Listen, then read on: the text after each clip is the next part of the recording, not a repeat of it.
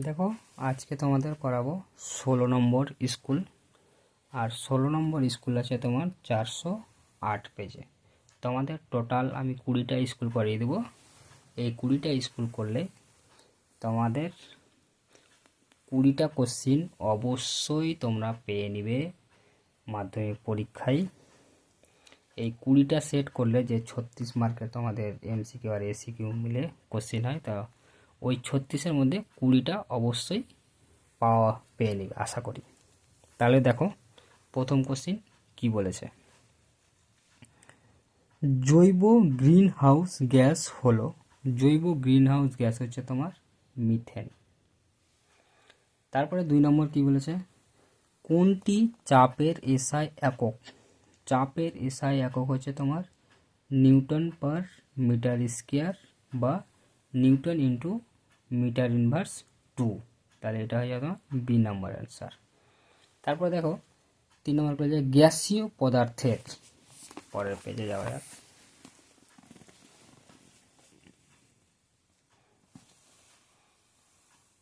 তাহলে গ্যাসীয় পদার্থের আণবিক ভর এম ও বাষ্প ঘনত্বের ডি সম্পর্কটি হলো, তাহলে এম ইকুয়াল 2D। তাহলে ডি নম্বর অ্যান্সারটা হয়ে যাবে এম ইকুয়াল 2D। তারপরে দেখো 4 নম্বর কী বলেছে, কোনটি তাপ পরিবাহিতা সর্বাধিক? তাহলে রূপোর তাপ পরিবাহিতা সর্বাধিক হয়ে যাবে, রূপোর তাপ পরিবাহিতা সর্বাধিক। তারপরে 5 নম্বর কী বলেছে, মানুষের সুস্থ চোখের স্পষ্ট দর্শনের ন্যূনতম দূরত্ব হলো, ন্যূনতম দূরত্ব তোমরা সবাই জানো 25 সেন্টিমিটার। তাহলে এখানে কি কি দেওয়া আছে দেখো, এখানে দেওয়া আছে 0.25 সেন্টিমিটার বা সেমি, এটা তো হবে না। 2.5 সেমি, এটাও হবে না। কত দেওয়া আছে 2.535 সেমি, এটাও হবে না। তাহলে এখানে দেখো 0.25 মিটার। তাহলে দেখো সেন্টিমিটার থেকে মিটারে গেলে কি করতে হয়, 100 দিয়ে ভাগ করতে হয়। 100 দিয়ে কি করতে হয়, ভাগ করতে হয়। তাহলে 25কে যদি আমি 100 দিয়ে ভাগ করি তাহলে কি হয়ে যাবে, সেটা মিটার হয়ে যাবে। দেখো 25কে যে এখানে 25কে 100 দিয়ে ভাগ করো, তাহলে কত যাবে, একটা দুটো, দুটোর পরে দশমিক 1 2, তাহলে দশমিক কত 5, তাহলে এটা মিটার হলো। তাহলে অ্যান্সারটা হয়ে যাবে তোমার সি। এটা একটু ঘুরিয়ে দিয়েছে শুধু বুঝার জন্য, ব্যাস। তারপরে দেখো 6 নম্বর কী বলেছে, কোনো আলোক রশ্মি একটি স্বচ্ছ কাঁচের স্ল্যাবের উপর লম্বভাবে আপতিত হলে এর চ্যুতিকোণ হবে 0। লম্বভাবে আপতিত হলে তার কোনো চ্যুতিকোণই হবে না, তাহলে কিছু হবে না মানে কি 0 হবে, ব্যাস। তারপরে দেখো ফিউজ তারের বৈশিষ্ট্য হলো, ফিউজ তারের বৈশিষ্ট্য রোধ উচ্চ হবে আর গলনাঙ্ক হয়ে যাবে তোমার নিম্ন। তাহলে এটা অ্যান্সার হয়ে গেল। তারপরে দেখো পরের কোশ্চেন 8 নম্বর, কোনটির রোধ উষ্ণতা বৃদ্ধির সঙ্গে হ্রাস পায়? তাহলে সেগুলো হচ্ছে অর্ধপ্রবাহের ক্ষেত্রে। তাহলে অর্ধপ্রবাহী হয়ে যাবে অ্যান্সার। আর অর্ধপ্রবাহীগুলো সিলিকন, জার্মানিয়াম, এগুলো হচ্ছে তোমার অর্ধপ্রবাহী। তারপর দেখো 9 নম্বর, তেজস্ক্রিয় পরমাণু থেকে বিটা কণা নিঃসরণের ফলে উৎপন্ন পরমাণুর ভর সংখ্যা কী হবে?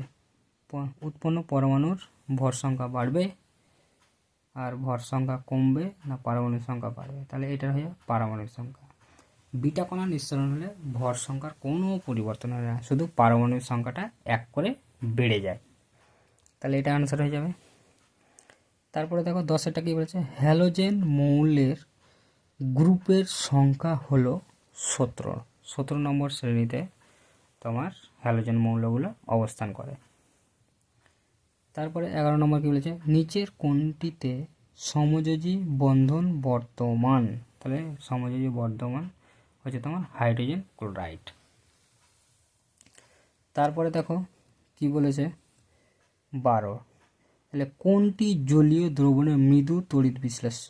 তাহলে মৃদু তড়িৎ বিশ্লেষ্য হয়ে তোমার অ্যাসিটিক অ্যাসিড, মৃদু তড়িৎ বিশ্লেষ্য অ্যাসিটিক অ্যাসিড। তারপরে দেখো মৃদু তড়িৎ বিশ্লেষণ তোমার অ্যাসিটিক অ্যাসিড হয়ে গেল। কপার সালফেটের জলীয় দ্রবণে অতিরিক্ত পরিমাণ জলীয় অ্যামোনিয়া যোগ করলে উৎপন্ন দ্রবণের রং কি হবে? তাহলে উৎপন্ন দ্রবণের রং কি হবে? বেগুনি বর্ণের হবে। তাহলে এটার অ্যান্সার হলো বেগুনি, গাঢ় নীল। তাহলে এটার অ্যান্সার হচ্ছে গাঢ় নীল বর্ণের। তারপরে দেখো 14 নম্বর কি হবে?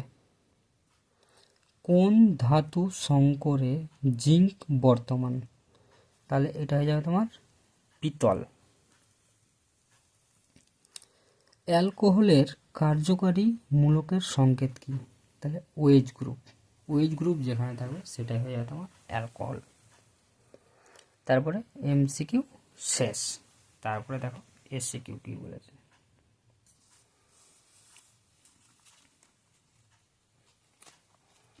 তাহলে এসসিকিউগুলো দেখা যাক। বায়ুমণ্ডলের কোন স্তরে বেতার তরঙ্গ প্রতিফলিত হয়? তাহলে বেতার তরঙ্গ প্রতিফলিত হয় তোমার আয়ন স্তরে বা আয়নমণ্ডলে। বেতার তরঙ্গ প্রতিফলিত হয় আয়নমণ্ডলে। তারপরে ট্রপোস্ফিয়ারের উচ্চতা বৃদ্ধির সঙ্গে উষ্ণতা কি করে? কমে। তাহলে এটা হয়ে যাবে তোমার কমে।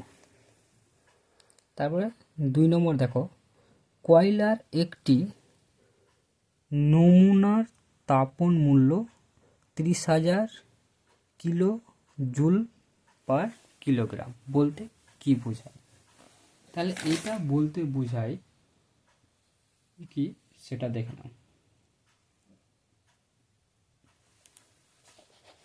তাহলে এই যে এইটুকু দেখো, তাহলে এটি বোঝায় যে 1 কিলোগ্রাম কয়লা সম্পূর্ণভাবে দহন করলে 30,000 কেজি জুল না কিলো জুল পার কিলোগ্রাম তাপ উৎপন্ন হয়।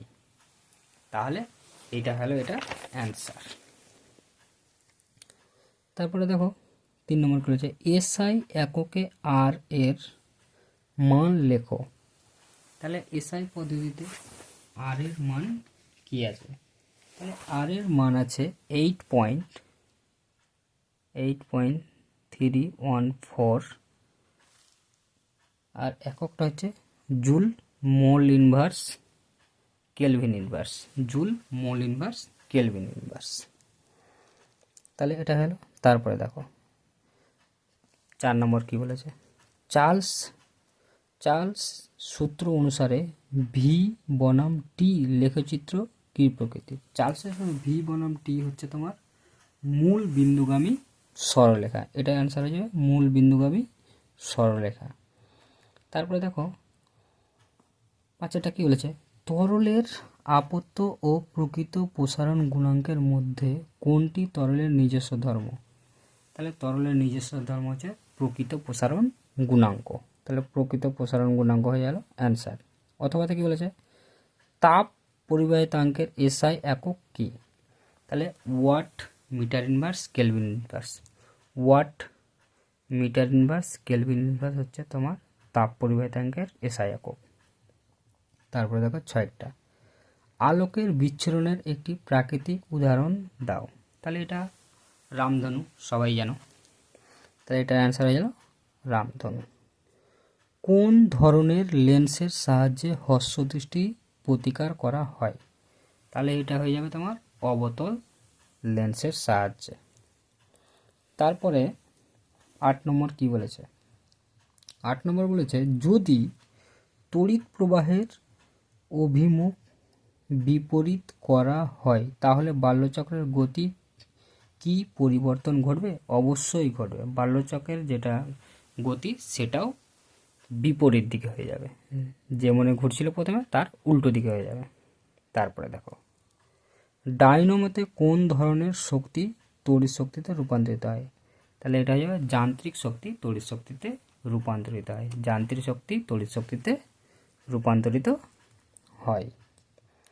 তারপরে দেখো 10এরটা কি বলেছে, পারমাণবিক চুল্লিতে কোন ধরনের নিউক্লিয় বিক্রিয়ার সাহায্যে শক্তি উৎপাদিত হয়।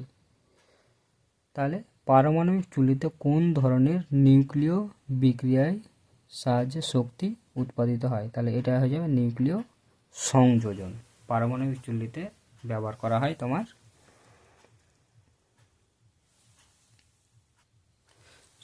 এটা বিভাজন হবে। পারমাণবিক চুল্লিতে কোন ধরনের নিউক্লিয় বিক্রিয়ার সাহায্যে শক্তি উৎপাদন করা হয়, এটা হয়ে যাবে তোমার বিভাজন। সঠিক অ্যান্সারটা হয়ে যাবে তোমার বিভাজন। তাহলে অথবাটা কী বলেছে, একটি প্রাকৃতিক তেজস্ক্রিয় মৌলের উদাহরণ দাও। তাহলে এটা হয়ে যাবে তোমার ইউরেনিয়াম আর রেডন। এটার সঠিক অ্যান্সার হয়ে যাবে ইউরেনিয়াম আর রেডন। তাহলে পরের পাতা যাওয়া যাক।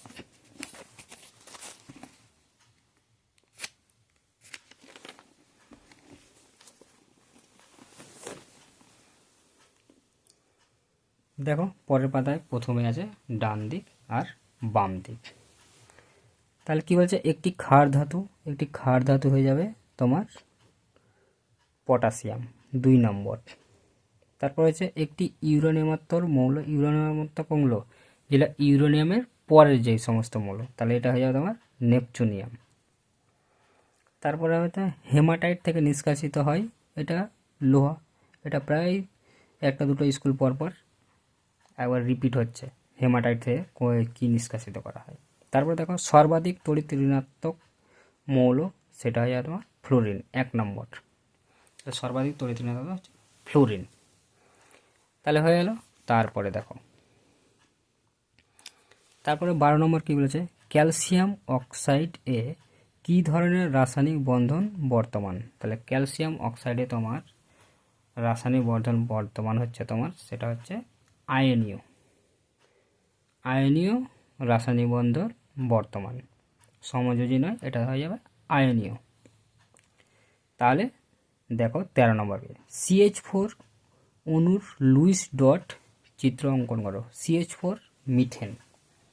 তাহলে মিথেনের তোমার লুইস ডট, তাহলে মিথেনের লুইস ডট এই যে আমি এঁকে রেখেছি আগে থেকে। তারপরে মিথেন, তারপরে কার্বনের কয়টা বাইরের কক্ষে কয়টা ইলেকট্রন থাকছে, 4টা। আর হাইড্রোজেন কি একটাই, ওর তো একটাই আছে, তো একটাই থাকবে বাইরের কক্ষে। তাহলে দেখো এখানে কার্বনের 4টা বাইরে আছে আর হাইড্রোজেনের 1টা করে, তাহলে 1টা করে নিয়ে নিল, 1টা করে বন্ড করলো, এর সাথে বন্ড করলো, আর কার্বনটা সবার সাথে 1টা করে বন্ড করলো। তাহলে প্রত্যেকটাই হয়েছে, তাহলে একটাও বেঁচে নাই। তাহলে এটা হয়ে যাবে সমযোজী বন্ধন। তাহলে এটা বন্ড গঠন করে HCH, তাহলে টোটালটা এখান থেকে কী হলো CH4। তাহলে আশা করি বুঝতে পেরেছ লুইস ডট গঠন। তারপরে দেখো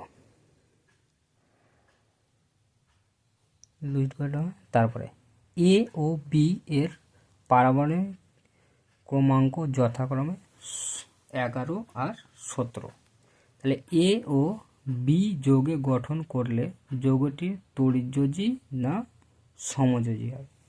তাহলে 11, তাহলে 11 মানে কি তোমার নিষ্ক্রিয় গ্যাস নিয়নের কাছে, তাহলে একটা কি নিষ্ক্রিয় গ্যাস নিয়নের পারমাণবিক সংখ্যা কত 10, আর এটার কত 11। তাহলে এই একটা কি দান করবে, আর আর্গনের কাছে এটা আর্গন 18 আর এর 17, তাহলে এ কি গ্রহণ করবে, তাহলে একটা দান করবে একটা গ্রহণ করবে। তাহলে এ পুরোটাই দান করবে আর এ পুরোটাই গ্রহণ করে নেবে। তাহলে এটা হয়ে যাবে তোমার তড়িৎযোজী। তাহলে এটা হলো তোমার তড়িৎযোজী, বুঝতে পারলে।